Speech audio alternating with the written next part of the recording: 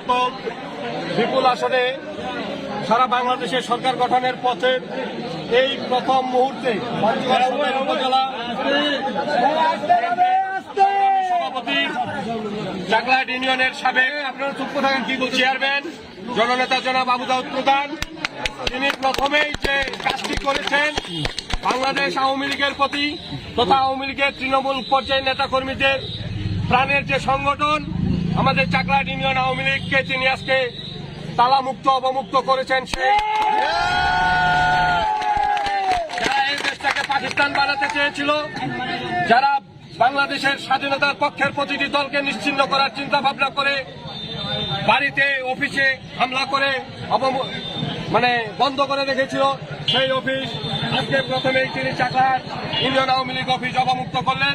আমরা চাকলাহাট ইউনিয়ন আওয়ামী লীগ সহ সকল অঙ্গ সহযোগী সংগঠনের পক্ষ থেকে তিনার কাছে আমরা কৃতজ্ঞতা প্রকাশ করছি।